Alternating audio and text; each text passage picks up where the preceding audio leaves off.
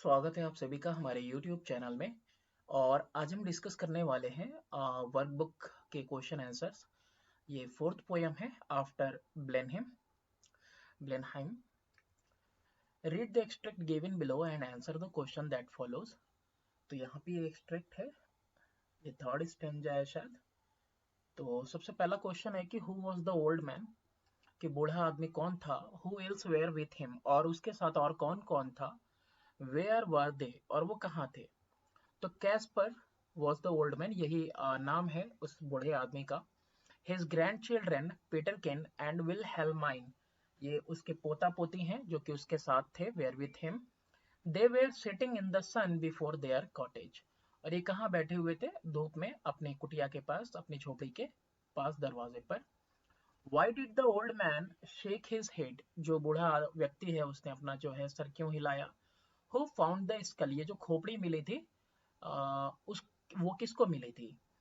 Kasper shook his head with a sigh to reflect his disappointment at the war that took place years ago only to devour innocent lives। तो Caspar अपना sir हिलाता है अपना जो है नाराजगी जाहिर करने के लिए आह के साथ, कि जो जंग हुई थी काफी साल पहले सिर्फ और सिर्फ मासूम जिंदगियों को कत्ल करने के लिए। Peterkin brought the skull of the poor fellow, तो यहाँ पे स्कल के लिए यूज हुआ है पुअर फेलो, कि किसका स्कल है, तो पुअर फेलो का है। तो पीटरकिन जो उसका पोता है उसको धारा के किनारे खेलते हुए ये मिला था। Where was the skull found, देखो ये आ भी गया कि कहाँ पे ये स्कल मिला था। Why does the speaker say that the skull was of some poor fellow, और ये जो स्पीकर है, वक्ता है, वो ये क्यों कहता है कि जो स्कल है, ये खोपड़ी जो है किसी पुअर गरीब आदमी की है। The skull was found beside the small stream where Peterkin was playing। तो खोपड़ी कहाँ मिली थी, पास में मिली थी, साइड में कहाँ पे, एक छोटी सी धारा थी, है ना, जहाँ पे पीटरकिन खेल रहा था वहां पे मिली थी। The skull belong to one of many innocent people, जो खोपड़ी थी वो बिलोंग करती थी बहुत सारे जो है कि मासूम लोगों में से किसी एक की थी। Who lost their lives in a tragic war, जो एक जो है दुखद जंग के अंदर जो है कि बिल्कुल अपनी जिंदगी हार चुके थे, मतलब मर गए थे। The poor fellow became a victim of the war, तो ये पुअर फेलो जो है कि इसलिए कहा गया है क्योंकि यही जो है पीड़ित हुए थे वॉर में। गरीब दिख रहा है, तो जो गरीब है ये पीड़ित हुए थे वॉर से। How common were the skulls there, मतलब स्कल्स कितने कॉमन थे, मतलब कितना आम था। At which place many of them could be found, और किस जगह पे बहुत सारे जो है मिल सकते थे। The skulls were a common sight there, तो कितने कॉमन थे कि कॉमन साइट था, मतलब कहीं भी देखो तो मिल सकते थे। Many of them could be found, यहाँ भी दोनों का आंसर मिलता है आपको दोनों क्वेश्चन का, कि many of them could be found कहाँ मिल सकते थे, इन द गार्डन, तो जगह कहाँ हो गया, गार्डन में। और दूसरी बात है कि और इन द फील्ड, फील्ड में that Kaspar use to plough, कि जहाँ पे वो प्लफ करता था, तो इतने कॉमन थे। Which victory is refer to in the extract, किस विजय या किस जीत की बात हो रही है एक्सट्रैक्ट में। Who was responsible for the victory, कौन जिम्मेदार है इस जीत के लिए। तो the victory of England in war of the Spanish succession, जो विक्ट्री हुई थी अंग्रेजों की स्पेनिश सक्सेशन में, मतलब उसको जीतने में 1701 से लेकर 1714 के बीच में हुआ था, इसको रिफर किया गया है यहाँ पे, इसी के संदर्भ में ये है। Duke Marlborough and Savoy's Prince Eugene were responsible for this victory, तो ये दो नाम है, ड्यूक मार्लबोरो और दूसरा है राजकुमार यूजिन, है ना, ये जो है जिम्मेदार हैं इसकी जीत के लिए।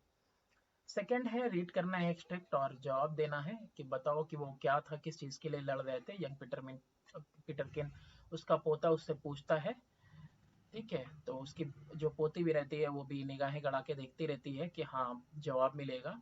Now tell us about the war, जंग के बारे में बताओ और किस वजह से वो सब जो है लड़े थे एक दूसरे से। Which topic is being discussed in the extract, किस टॉपिक पे बात हो रही है, वार्तालाप हो रहा है, डिस्कस किया जा रहा है, बहस हो रही है इस एक्सट्रैक्ट में। हु वेयर पेटरकिन एंड विलहेल्माइन, ये तो पहले ही देख लिया था, उसके ग्रैंड चिल्ड्रेन है। हुम वॉज पीटरकिन क्वेश्चनिंग, और किससे पीटरकिन सवाल कर रहा है। The cause of war in which many innocent people where killed is being discussed here, क्या डिस्कस हो रहा है कि आखिर क्या कारण था जिसकी वजह से जंग हुई और बहुत सारे मासूम लोगों ने अपनी जान गंवाई। पीटरकिन एंड विलहेल्माइन वेर इनोसेंट। जो पीटरकिन और विलहेल्माइन है वो बिल्कुल मासूम है और वो पोते हैं किसके, ओल्ड कैस्पर के। Peterkin was questioning his grandfather Casper. तो पीटरकिन क्या कर रहा है, सवाल पूछ रहा है किससे, अपने दादाजी से। In the context of the poem what special significance do the adjective young and little have. तो ये जो पोयम है इसके संदर्भ में क्या मतलब कुछ खास इंपॉर्टेंस है इस एडजेक्टिव का, यंग और लिटिल, इसे क्या समझते हो आप। The adjective young and little ये जो इस्तेमाल किया गया है, आर इम्पॉर्टेंट, बहुत जरूरी है हाईलाइट करने के लिए, मतलब प्रकाश डालने के लिए, innocence and purity of Peterkin and Wilhelmine, कि यानी इनकी मासूमता और इनकी शुद्धता को दर्शाने के लिए पीटरकिन और विलहेल्माइन की, ये तो बच्चे हैं, it is through their innocence, इनकी मासूमियत से है कि दैट द पोएट, जो कवि है वो जो है कंडेम कर रहा है वॉर को, निंदा कर रहा है जंग की। Give a bribe character sketch of Caspar, Caspar के बारे में आपको जो है कि उसका चरित्र बताना है। तो कैस्पर वॉज अ फार्मर, जैसे वो प्लफ करता था खोपड़ियां निकलती थी, तो इससे पता चलता है कि वो किसान है। He was loving grandfather as he spend time with his grand children. तो वो ऐसा एक दादा है जो कि वक्त बिता रहा है अपने पोतों के साथ, पोते पोतियों के साथ, और ट्राई कर रहा है यानी कोशिश कर रहा है उनके जवाब देने के। Kaspar was an old man, Kaspar एक बूढ़ा आदमी है, who was disappointed with the outcome of war. ये बूढ़ा आदमी है जो कि बिल्कुल नाराज है, नाखुश है, जो भी जंग में हुआ, जंग के बाद जो कुछ भी उसका आउटकम हुआ, जो रिजल्ट हुआ, उससे ये नाखुश है, क्योंकि आप देखोगे कि इसका घर परिवार उजड़ गया था। However, he was complacent about the cause of war. लेकिन ये किसी तरीके से कॉम्प्लेसेंट का मतलब होता है आत्मसंतुष्ट है, about the cause of war, कि किस कारण से वॉर हुआ, and had accepted the loss of innocent life. और ये जो है ना बिल्कुल मतलब इसने जो है कि एक्सेप्ट कर लिया है कि लॉस जो हुआ था, यानी कि जो जिंदगियां गई थी, एज द इनएविटेबल प्राइस, यानी एक अटल कीमत है विक्ट्री की, जो जंग में होता है, मतलब जंग की एक कीमत है जो हजारों जिंदगियां गई हैं, मासूम जिंदगियां। तो इसने इसको एक्सेप्ट कर लिया है। हु फॉट द बैटल, किसने जंग लड़ी, was Peterkin given a satisfactory reply, क्या पीटरकिन जो पोता है उसको एक संतुष्ट करने वाला जवाब मिला। What does the reply show about a common man's attitude toward war. और यहाँ पे जो रिप्लाई है, जो जवाब है, वो क्या दिखाता है कि आम आदमी का क्या रवैया है जंग के लिए, मतलब जंग के बारे में वो क्या सोचता है। The battle was fought between the English and the French forces. यहाँ पे अंग्रेजों की बात हो रही है, और अंग्रेज और फ्रेंच फोर्सेस के बीच में ये जंग लड़ी गई। Peterkin was not given a satisfactory reply. यहाँ पे जो पीटरकिन है ना, उसको संतुष्ट होने वाला रिप्लाई नहीं मिला, वो संतुष्ट नहीं हुआ जवाब से। Kaspar did not know the cause of war. Kaspar जो बूढ़ा व्यक्ति है उसको तो मालूम ही नहीं कि किस वजह से जंग हुई, but still refer to the victory as great. लेकिन फिर भी वो क्या कह रहा है कि जो जंग है वो जो है काफी महान है। It shows that a common man's ignorance and complacency about the cause and purpose of war। यहाँ पे ये दिखाता है कि एक कॉमन मैन का इग्नोरेंस, मतलब कि अज्ञानता दिखाई दे रहा है कि उसको मालूम ही नहीं है ना, कि किस वजह से जो है कि जंग हुई और क्या पर्पस था, यानी कि किस वजह से जो है लड़ाई की गई। तो यहाँ पे इग्नोरेंस दिखा रहा, मतलब उसकी अज्ञानता दिखाई दे रही है। What is meant by wonder waiting I, ये आश्चर्यजनक जो है, आश्चर्यचकित जो आंखें इंतजार कर रही हैं, इसका मतलब क्या है। Which figure of speech is used here, wonder waiting eyes. Why did Wilhelmine look up with such eyes, ये जो है पोती की आंखें रहती हैं जो इन आंखों से अपने दादाजी की तरफ देखती है। Wonder waiting eyes is used for Wilhelmine, ये पोती के लिए इस्तेमाल हुआ है। Who was expecting to know the cause of the war from her grandfather, वो जानने की कोशिश में थे, अब वो जानने के लिए उत्सुक थी, जानना चाहती थी, वो उम्मीद कर रही थी, एक्सपेक्ट करना मतलब उम्मीद कर रही थी कि कारण पता चलेगा अपने दादा से कि किस वजह से जंग हुई थी। The figure of speech used here is alliteration, alliteration का इस्तेमाल किया गया है। शी लुक्ड अप, वो ऊपर देखती है, विद सच आईज, आंखों के साथ, मतलब वंडर वेटिंग आईज के साथ, because she could not comprehend the cause of war, क्योंकि वो समझ नहीं पा रही थी कि किस वजह से जंग हुई है। It filled her with wonder, और इसी चीज ने इसको जो है कि बिल्कुल वंडर से, आश्चर्य से भर दिया था। She anticipated to get a favourable answer from Kaspar, यानी कि वो जो है एक्सपेक्ट कर रही थी, एंटिसिपेटेड मतलब उम्मीद कर रही थी कि एक मुझे एक अच्छा सा फेवरेबल आंसर मिलेगा कैस्पर यानी कि दादाजी से। Read the extract given below and answer the question that follow with fire and sword, मतलब चारों तरफ देश के अंदर यानी वही गांव में तलवारें चल रही थी और आग लगे थे और बहुत सारा जो है बर्बादी हुई थी और बहुत सारी माएँ जो उम्मीद में थी बच्चों के और नए बच्चे जो थे वो भी मारे गए थे। लेकिन चीजें तुम जानते हो ये सब होता ही है एक जो है महान जीत पे, एक जो है कि प्रसिद्ध जीत पर। Which country is refer to in the extract, किस देश की बात हो रही है। What is meant by was wasted far and wide, इसका मतलब क्या होता है was wasted far and wide. The country refer to is Blenheim, तो ये इसी कंट्री की बात हो रही है ब्लेनहाइम की। Which is the English name for the German village of Blindheim, Blindheim. यहाँ पे ये इंग्लिश नेम है एक जर्मन विलेज का जो इसका नाम है Blindheim. Situated on the left bank, वो बाई तरफ है नदी के किनारे है, of the Danube river, Danube river के बाई साइड है। इन बेवेरिया इन साउदर्न जर्मनी है, दक्षिणी जर्मनी में लोकेटेड है। It refers to the death and destruction caused by the war. Was wasted far and wide का मतलब होता है कि बर्बादी और मृत्यु जो हुई जंग की वजह से। What did the speaker say about the effect of the battle on his own family? जो वक्ता है, वक्ता कौन है, कैस्पर है बूढ़ा आदमी, तो वो क्या बता रहा है, क्या प्रभाव पड़ा जंग का उसके खुद के परिवार पे। The speaker tells that during the war his father lived by a stream at Blenheim, एक नदी की धारा के किनारे जो है उसके पिता रहते थे। As a result of war और जंग की वजह से his father house was burnt which forced him to flee with his wife and child Casper, और जिसकी वजह से उसके पिता यानी कैस्पर, कैस्पर बूढ़ा व्यक्ति, उसके पिता उसको और उसकी माँ को लेके यानी अपनी बीवी को लेके वहां से जो है उनको भागना पड़ा क्योंकि उनका घर जला दिया गया था।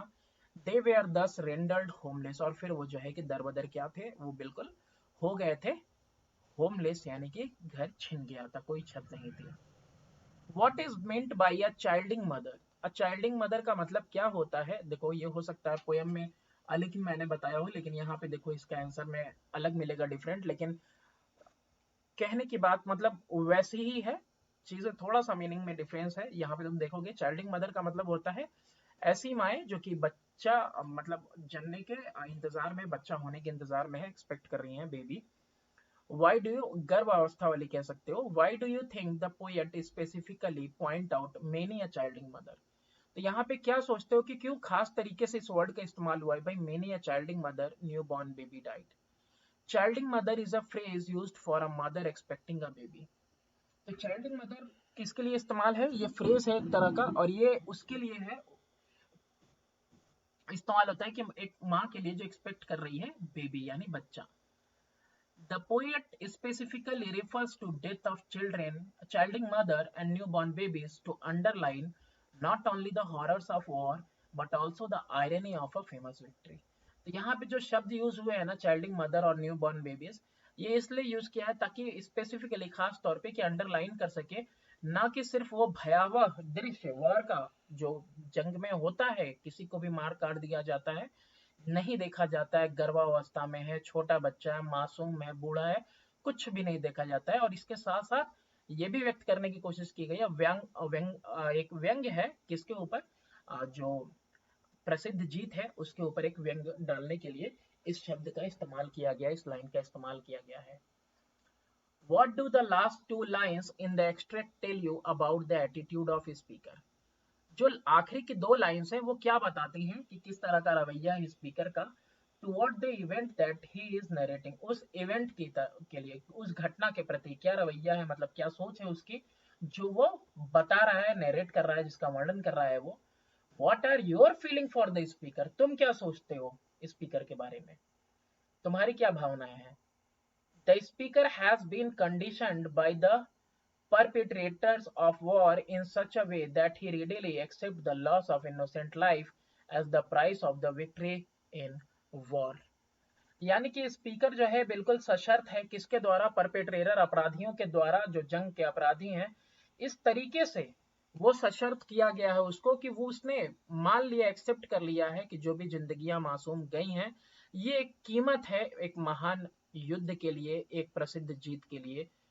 I pity the speaker as he sighed at the एक minute. I pity the speaker as he sighed at the sight of a poor fellow's skull, but his conditioning was such that he justified war. I pity मतलब मैं दुख व्यक्त करता हूँ speaker के प्रति. Speaker कौन है? कैस्पर है. क्योंकि उसने जो है कि साइड किया, आ भरी थी जब उसने देखा था एक खोपड़ी अपने पोते के हाथों में, तो उसके हाथों से लेके उसने आ भरी थी. बट इस कंडीशनिंग, लेकिन वो क्या था, उसका व्यवस्था कैसी थी, सशक्त था कि वो उसकी अवस्था कैसे थी कि वो just that he justified war. वो क्या कह रहा है, वो जस्टिफाई कर रहा था वॉर को, कि मतलब जंग में ये चीजें होती ही हैं आमतौर पे. मतलब वो जस्टिफाई कर रहा था, न्यायपूर्ण बता रहा था इसको, जो भी घटना घटी है कि ये सब जंग का एक हिस्सा है. By referring to incident in the poem, घटना को बताते हुए, state how after Blenheim can be said to be an anti war poem. कि बताना है कि किस तरीके से जो आफ्टर ब्लेनहेम ये पोयम है, इसको कैसे कहा जा सकते हो कि ये एंटी वॉर पोयम है, यानी जंग विरोधी पोयम है. After Blenheim has a scathing criticism of the horrors of war. It shows that international diplomacy, politics and war are matters which are cut off from the life of common man. ये जो poem है, इसमें स्कैथिंग का मतलब होता है तीखा, आलोचना किया गया है जो भयावह दृश्य है वॉर के, हॉरर्स जो वॉर के होते हैं, जंग के, उसको दिखाया गया है, बताया गया है, वर्णन किया गया उसका. ये दिखाता है कि किस तरह से अंतर्राष्ट्रीय कूटनीति, राजनीति और जो जंग है, ये सब मामले ऐसे हैं जो which are cut off from the lives of common man, जो बिल्कुल दूर है कॉमन मैन की जिंदगियों से. In an outburst of praise for the heroes who won the war, old Caspar reveals the typical inability of an ordinary citizen to grasp the reason why the war took place. अब यहाँ पे जो outcome आया ना, ये महानता गाई जाती है, प्रेज की जाती है. आउटबर्स्ट, आउटबर्स्ट का मतलब होता है तुम्हारा कि मतलब सडन वायलेंट कोई चीज हो गई हो, तो वो हुआ है ना, प्रेज हुआ. फॉर द हीरोज, हीरोज के लिए जो है कि प्रेज किया गया भाई, उनकी गाथाएं गाई गई जो कि जंग जीते, है ना. तो ओल्ड कैस्पर रिवील कर रहा है यहाँ पे, उजागर कर रहा है ये टिपिकल इनेबिलिटी का मतलब अक्षमता दिखा रहा है एक आम आदमी की, एक आम नागरिक की, कि वो समझ नहीं पाता, ग्रेस्प नहीं कर सकता कि किस वजह से जो है कि जंग लड़ी गई. बस उसको तो विक्ट्री दिखाई देती है भाई, जुलूस वगैरह जो निकलता है ना, वो प्रोसेशन वगैरह वो दिखाई देता है. वो समझ नहीं पाता है कि जंग किस लिए हुई, किस कारण से हुई, क्योंकि ये अंतरराष्ट्रीय स्तर पे हो रहा है. Read the extract given below and answer the question that follow.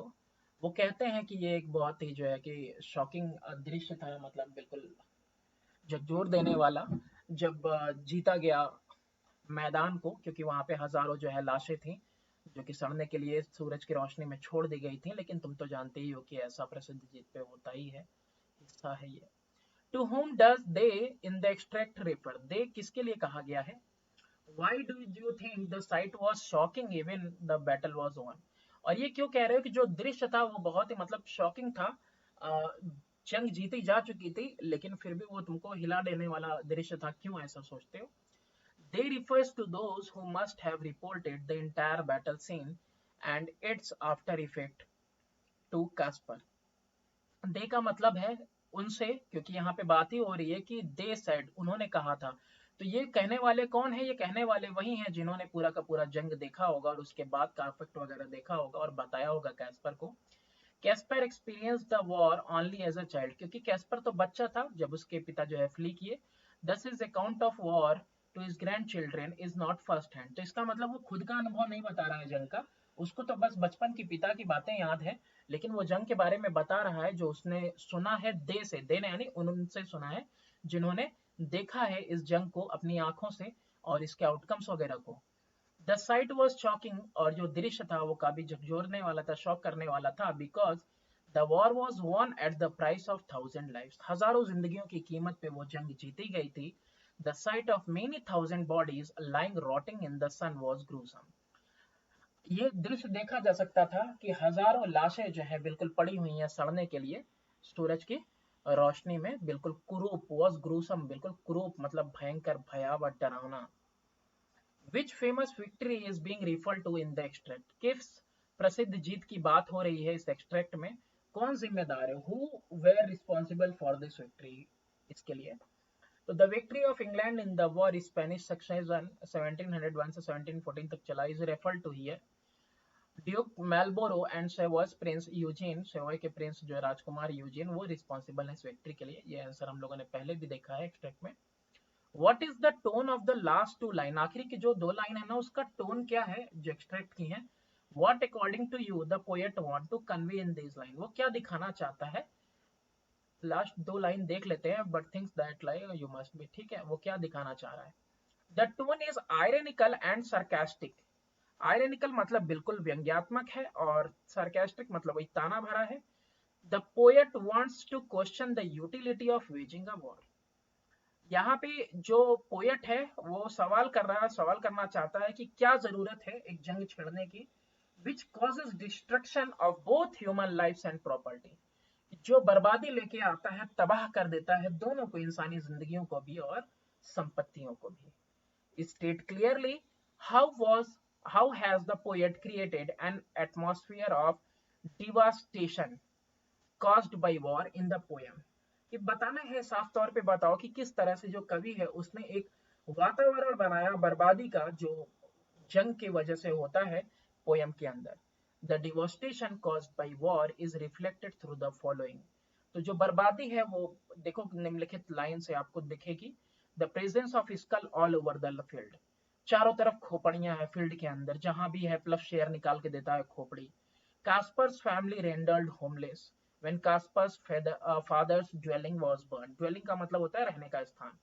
तो कास्पर की फैमिली कैसी हो गई थी, उसका परिवार होमलेस हो गया था, घर छिन गया था जब उसके घर को, उसके पिता के जहां रहते थे नदी के किनारे, धारा के किनारे, तो घर को जला दिया गया था। The death of expecting mothers and new born babies, जो माए मतलब बच्चा जनने वाली थी, एक्सपेक्ट कर रहे थे बच्चे का जन्म, और जो नए छोटे छोटे बच्चे थे उनका, उनकी जो मृत्यु है, ये वर्ड दिखा रहे हैं ना, बर्बादी डिवास्टेशन दिखा रहे हैं। द ग्रूसम साइट, ग्रूसम मतलब भयानक कुरूप साइट, यानी आंखों से देखो तो बहुत घिन है, बड़ा दर्दनाक लगे, डरावना लगे। डेड बॉडीज का जो साइट था lying on the battle field and rotting, जो कि जंग के मैदान में पड़े हुए थे और सड़ रहे थे। What was the occupation of the speaker of this line? Occupation का मतलब व्यवसाय क्या था, व्यवसाय क्या था स्पीकर का। तो स्पीकर कास्पर है, ओल्ड कास्पर, तो खेती व्यवसाय था क्योंकि प्लस शेयर यूज कर रहा है वो। How do you know about his occupation, कैसे तुमको पता चला कि उसका व्यवसाय क्या है। Old Kaspar appears to be a farmer by his profession, to be a farmer by by his profession होगा, वॉज कट कर लेना, कि वो पुराना बूढ़ा जो कास्पर है वो मालूम होता है कि फार्मर है अपने प्रोफेशन से। ही lived in a cottage in a country side, यानी कि गांव में, शहर से किनारे वो रह रहा है, कंट्री साइड में रह रहा है, गांव में रह रहा है, अपने झोपड़ी में। Where there was a stream nearby, पास में एक धारा है पानी की। And he mention that he used to find many skulls while ploughing the field, और उसने बताया भी है पोयम में, खुद से वर्णित भी किया है कि उसको बहुत सारी खोपड़ियां मिलती हैं जब वो जो है खेत जोतता है। दिस इंडिकेट्स हिज प्रोफेशन, तो इससे पता चलता है कि उसका व्यवसाय क्या है, उसका पेशा है खेती। Read the extract given below and answer the question that follow, तो यहाँ पे प्रेस किया जा रहा है ड्यूक मालब्रो का और जो है कि राजकुमार यूजीन का। तो यहाँ पे सवाल पूछा जा रहा है किसके द्वारा, पोती के द्वारा, विल्हेल्माइन के द्वारा, कि अरे ये तो बहुत ही दुष्ट चीज है, तो फिर ऐसे क्यों, ना ना मेरी छोटी बच्ची, ये उसने कहा कि ये तो एक वो प्रसिद्ध जीत थी। Who was Duke Marlboro, why did he win great praise, तो ड्यूक मालब्रो कौन था और उसको जो है कि काफी जो है वो सराहना क्यों मिली, प्रेज क्यों किया गया, उसकी तारीफ क्यों हुई। Duke Marlboro was an English general, यहाँ स्पेलिंग अलग है, तुम देख लेना वर्कबुक में क्या दिया हुआ है।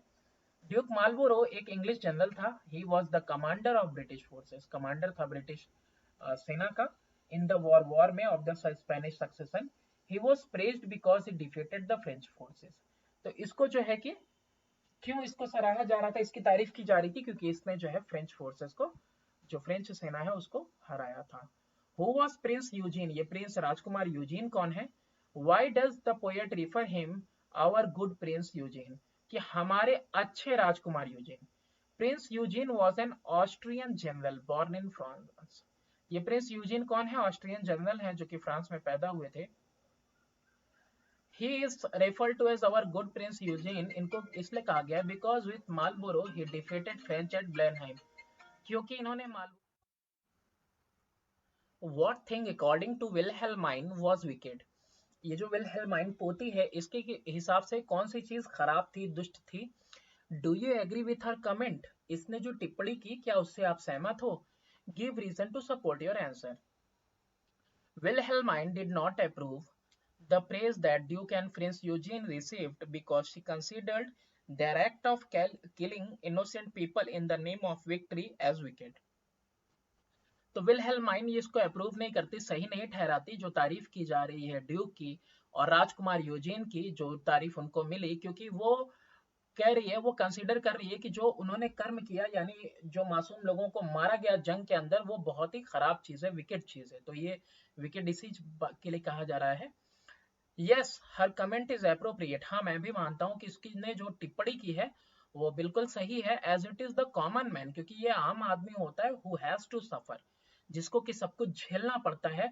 Where the politician and rulers escape and idly boast of wars, जहाँ पे कि जो राजनीतिक जो राजनेता वगैरह हैं, पॉलिटिशियन हैं और जो शासक वगैरह हैं, वो क्या है, एस्केप कर जाते हैं।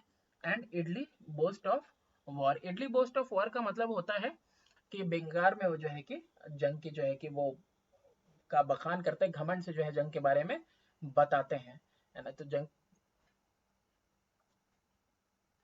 गरीब आदमी सफर करता है, ये स्केप कर जाते हैं और बाद में जो है घमंड से बखान करते हैं जंग के बारे में। State briefly the moral of the poem, तो क्या मोरल निकल के आता है पोयम से आफ्टर ब्लेनहेम से। The poem disapproves of any war as it brings with itself death, devastation, loss and grief. तो पोयम यहाँ पे डिसअप्रूव्स करता है ऑफ एनी वॉर, मतलब यहाँ पे कहता है कि मतलब किसी तरह की भी जंग नहीं होनी चाहिए, कोई जंग भी, क्योंकि ये जो जंग है वो लेके आता अपने साथ मृत्यु, तबाही और बर्बादी लेके आता है, दुख लेके आता है। The poet conveys that great victories are rendered useless when everything else is lost, तो ये जो महान जीत है ये सब जो है कि बिल्कुल बेबुनियाद है, फालतू है, जब सब कुछ आदमी का खो चुका हो, जब सब कुछ हार चुका हो, and everything is lost. What according to you is the relevance of the poem in contemporary time?